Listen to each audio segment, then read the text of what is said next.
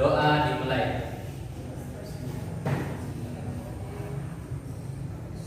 Doa selesai. Sekarang kita absen terlebih dahulu ya. Hadir Bu. Saudara Sukuni. Hadir Bu. Nurul Hidayat. Hadir Bu. Nilam Cahya Sayuti. Hadir Bu. Megasra. Hadir Bu. Krisnawati. Hadir Bu. Indayanti. Hadir Bu. Muhammad Hasanul. Hadir Bu. Anak-anak masih ada yang ingat materi pekan lalu? Saya Bu. Silahkan bawa serah. Baik, adapun materi pekan lalu yaitu mengelompokkan hewan ke dalam filum berdasarkan lapisan tubuh, rongga tubuh, simetri tubuh, dan juga reproduksinya, Bu. Ya, benar sekali dikatakan bawa serah. Pekan lalu kita telah mempelajari pengelompokan hewan berdasarkan lapisan penyusun tubuhnya. Nah, di antara anak-anak sekalian, ada yang bisa menjelaskan atau mengelompokkan hewan yang berdasarkan penyusun lapisan tubuhnya? Saya Bu. Ya, silahkan Megasra. Jadi berdasarkan lapisan tubuh yang menyusunnya, hewan itu dibedakan menjadi dua kelompok, Bu. Ada dipoblastik dan ada tripoblastik, di mana lapisan dipoblastik ini disusun atas dua lapisan, yaitu ektoderm dan endoderm, sedangkan lapisan tripoblastik disusun atas ektoderm, mesoderm, dan endoderm. Ya, bagus sekali apa yang dikatakan Megasra dan Bawasra. Beri aplaus untuk kita semua. Baik, untuk hari ini kita akan belajar tentang komponen-komponen ekosistem dan jaring dari makanan. Nah, terlebih dahulu saya akan menjelaskan tujuan pembelajaran yang akan kita capai pada hari ini. Yang pertama, melalui kegiatan membaca literatur, tanya jawab, dan diskusi kelompok, peserta didik diharapkan mampu menjelaskan komponen-komponen ekosistem dengan tepat. Yang kedua, melalui kegiatan pengamatan video komponen ekosistem, membaca literatur, dan diskusi kelompok, peserta didik diharapkan mampu menguraikan interaksi antar komponen ekosistem dengan tepat. Yang ketiga, melalui penugasan kegiatan diskusi kelompok dan pengamatan gambar, peserta didik diharapkan mampu menganalisis jaring-jaring makanan dengan tepat. Dan yang terakhir, melalui kegiatan literasi, diskusi, dan kerja kelompok, peserta didik diharapkan mampu menganalisis siklus geokimia dengan tepat. Jadi ekosistem adalah sebuah sistem ekologi yang dibentuk dari hubungan timbal balik antara makhluk hidup dengan lingkungan sekitarnya. Atau ekosistem juga bisa dimaknai dengan tatanan kesatuan utuh dan menyeluruh yang terjadi antara unsur lingkungan hidup yang saling mempengaruhi. Nah, di dalam ekosistem terdapat dua komponen, yaitu komponen biotik dan komponen abiotik, di mana komponen biotik sering juga disebut dengan komponen hidup. Hal ini dikarenakan kelompok ini terdiri dari makhluk hidup yang hidup di dalamnya. Organisme yang ada di dalamnya memiliki perannya masing-masing, saling berhubungan dengan satu dengan yang lainnya. Sementara itu, komponen abiotik adalah komponen ekosistem yang terdiri dari benda mati. Nah, meskipun demikian, komponen ini juga sangat diperlukan untuk menjaga keseimbangan sistem ekologi. Peran dan fungsinya, komponen biotik terbagi menjadi tiga, yaitu yang pertama produsen, yang kedua konsumen, dan yang ketiga pemurai. Yang pertama ada produsen, di mana produsen adalah organisme yang bisa membuat senyawa organik dari bahan anorganik untuk dijadikan makanan. Dan organisme yang masuk dalam kelompok produsen bisa membuat makanan untuk dirinya maupun makhluk hidup lainnya. Sehingga produsen juga disebut dengan organisme autotrof. Contoh dari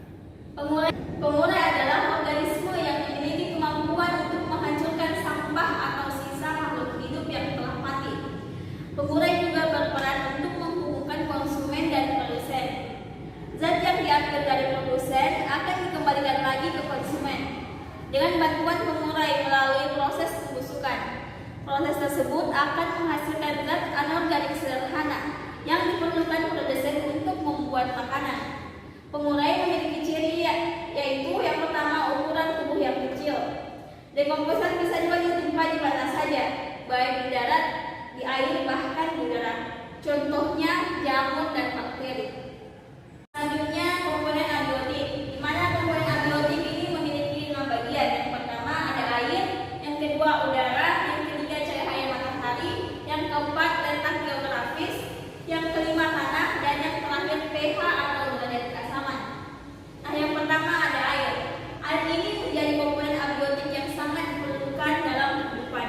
Manfaat air tidak hanya untuk menjaga agar tubuh tetap sehat atau agar tanaman tetap bisa hidup atau tumbuh. Namun air juga menjadi tempat tinggal makhluk hidup seperti ganggang dan organisme yang habitatnya di dalam air. Yang kedua ada udara. Udara dibutuhkan makhluk hidup untuk bisa bernafas dengan baik. Manusia dan hewan membutuhkan oksigen untuk bernafas dan melakukan metabolisme tubuh.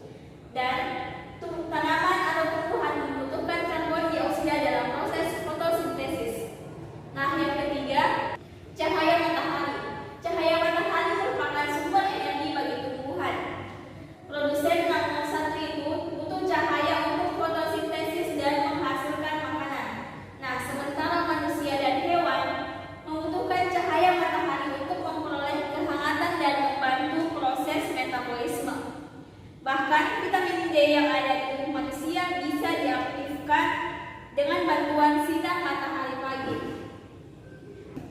Dan yang keempat, letak geografis. Letak geografis adalah letak atau posisi suatu wilayah tertentu di muka bumi.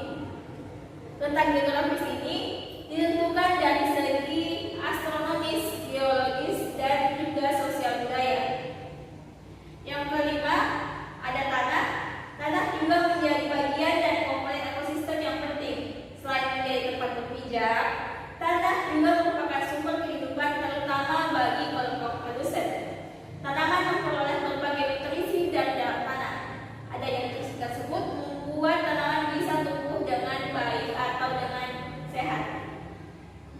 Baik, saya akan membagi kalian dalam 2 kelompok, kemudian kalian mendiskusikan apa yang terjadi pada gambar ini, kemudian mempresentasikannya di depan kelas.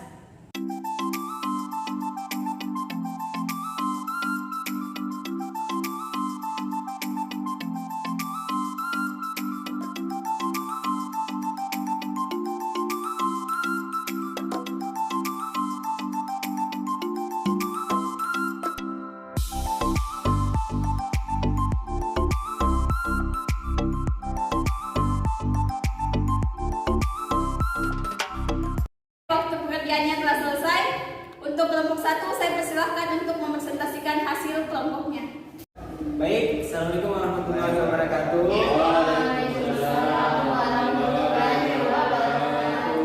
Kami dari kelompok 1 akan mempresentasikan hasil diskusi kami.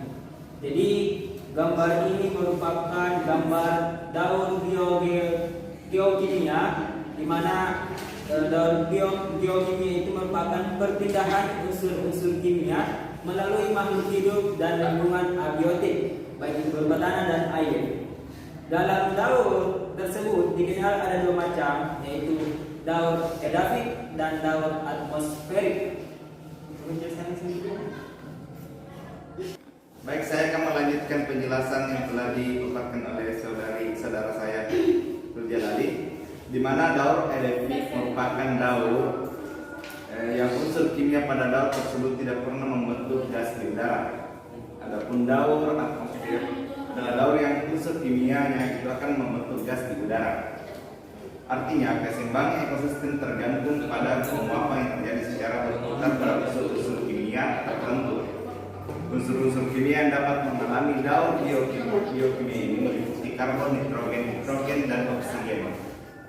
Mungkin sekian untuk hasil diskusi kelompok kami. Saya kembalikan ke Bapak.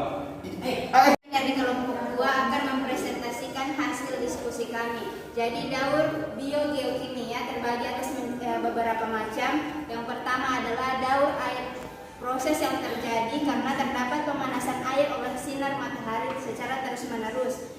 Kemudian daur karbon yaitu proses pemanfaatan karbon dioksida untuk beragam keperluan, misalnya karbon dioksida yang diserap tanaman untuk fotosintesis. Kemudian tanaman akan menghasilkan oksigen yang dimanfaatkan hewan dan manusia untuk bernafas.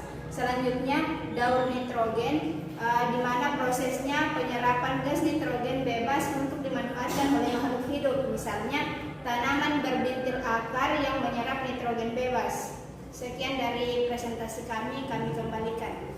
Kelompok 2 saya persilakan untuk bertanya kepada kelompok 1. Baik, pertanyaan saya kepada kelompok 1, sebutkan siklus dalam pembentukan daun biogeokimia.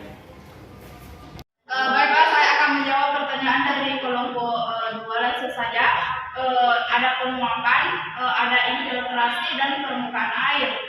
Di mana penguapan pada siklus ini atmosfer dengan pembentukan dalam keadaan jenuh. Uap air atau awan menjadi noda air yang kemudian jatuh dalam bentuk hujan dan salju. Yang kedua itu ada infiltrasi, di mana infiltrasi merupakan sebuah aliran air yang masuk ke tanah melalui celah dan pori-pori di tanah ke permukaan air. Perwakilan dari kelompok 1 ini bertanya kepada kelompok 2. Pertanyaan saya itu, daun fosfor di alam terdapat dalam dua bentuk, yaitu fosfor organik dan anorganik. Kedua bentuk tersebut dimanfaatkan oleh komponen resisten lain melalui daun fosfor. Pertanyaan saya itu, bagaimana daun fosfor itu terjadi? Saya akan menjawab pertanyaan dari kelompok 1. Jadi daun fosfor di alam terdapat dalam dua bentuk, yaitu fosfor organik dan fosfor anorganik. Kedua bentuk tersebut dimanfaatkan oleh komponen ekosistem lain melalui daun fosfor. Itulah jawaban dari kelompok kami. Sekian dan terima kasih.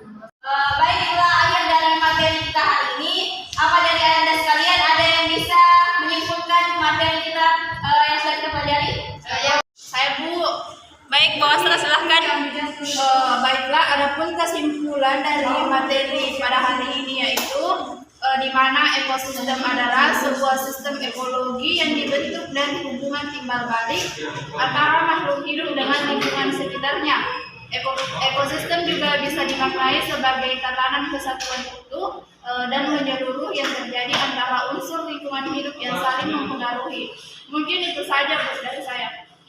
Selanjutnya itu ada permukaan air, di mana permukaan air adalah sebuah lintasan dalam permukaan, biasanya diamati di daerah perkotaan dengan membentuk sungai utama pada permukaan di sekitar daerah aliran sungai menuju laut. Mungkin itu saja jawaban dari kelompok kami. Menambahkannya lagi? Saya Bu. Silahkan Megasra. Jadi komponen ekosistem itu terbagi atas dua Bu. Yang pertama abiotik dan yang kedua biotik. Mulai materi kita hari ini, untuk tugasnya silakan kalian membuat mind mapping tentang pola interaksi dalam ekosistem, dan tugasnya akan dikumpulkan minggu depan